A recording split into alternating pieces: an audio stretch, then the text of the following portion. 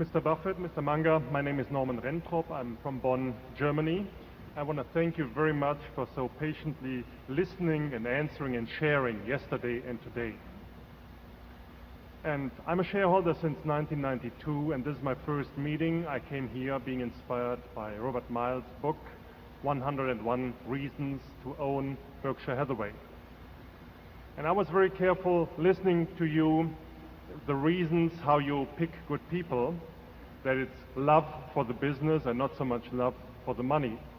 And I'd like to hear a little bit more on your philosophies now that Berkshire Hathaway is more and more buying companies, on this, how you make sure that it's true love and how you pick people.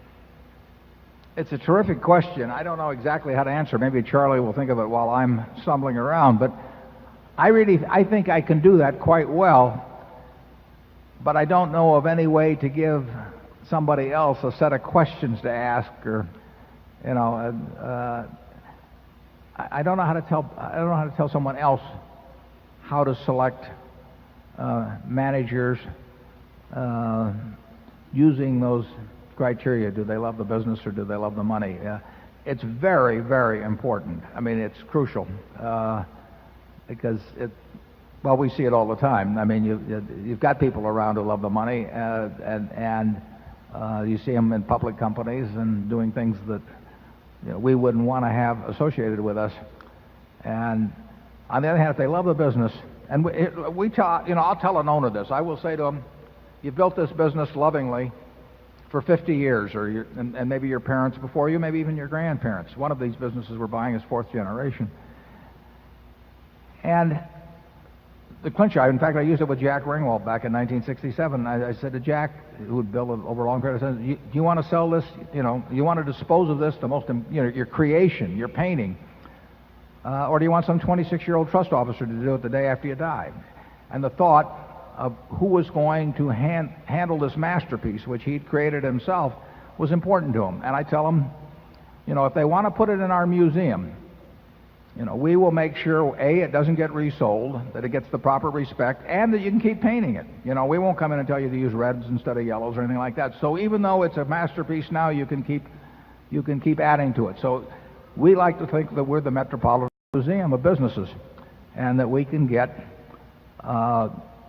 really outstanding creations to reside in our museum, but we've got to deliver the kind of museum to these painters of businesses, in effect, that we would want if we were doing the same sort of thing. To some people, that doesn't mean a damn thing. I mean, all they want to do is auction their business, and they probably cheat on their figures a little in the last year or two before they sell it to dress it up, and they do all kinds of things. And they employ some investment banker who pretends that, he's getting bids from other people to jack it up some more, and all. That's standard procedure for a lot of people. We have no interest in buying in with them at any price because we don't want to be on the other side of the table, for the rest of our lives with somebody that's going to do that. If somebody loves their business, and I love Berkshire, I mean, you create something over a period of time, it means something to you. I mean, some people get it out of how they decorate their home, or some people get it out of, all kinds of different things, their golf game or whatever. But some of us get it out of building a business. And it has to be enormously important what kind of a home it finds. And there comes a time in many situations for estate taxes, or because the kids don't get along, or whatever the hell it may be, why people need to do something with that business, but they don't want it auctioned off, and we have a good home for that. I think I can tell pretty well what people's motivations are when they come in with a business, and so far we've batted pretty well. We've made mistakes, there's no question about that, but in a sense I think they've gotten fewer over the years, and our disappointments with people have been very, very few. We've been wrong about the economics of the business sometimes, but that's our mistake, not theirs. We've seldom been wrong about the people, and I wish I could give you a checklist that you could go down and you could say, well, this guy loves the money, so he's going to be gone in 6 months, and this one loves the business, so as long as I leave him alone to do his job and appreciate what he does, and be fair with him, that he's going to stay around here as long as he can. Charlie, have you got any thoughts on how you separate these people out? I think our culture is very old-fashioned.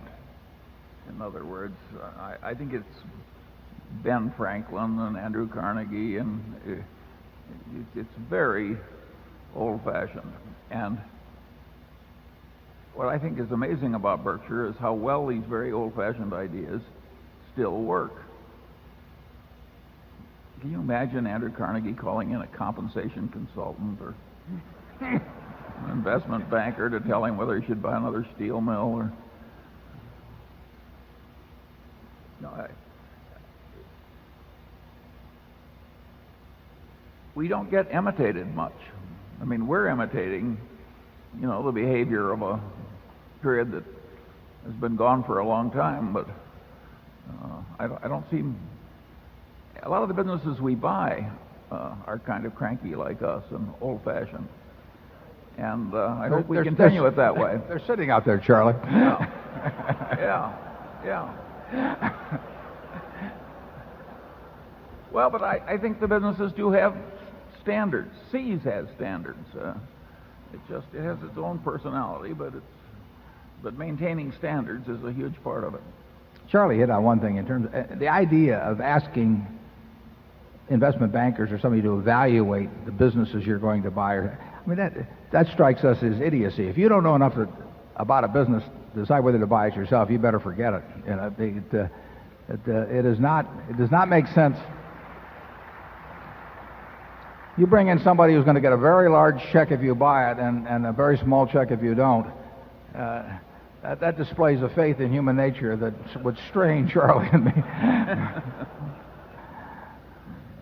It's a key point what you raise, and frankly, if I think there's anything we're good at, I think we're pretty good at what you're talking about there. It's an important part of capital allocation because we are not in a position to manage the businesses ourselves, and we want management as well as the business, and we've gotten it, and we've gotten it in spades from people that stay on and have done a terrific job for us, and it makes life a lot easier too.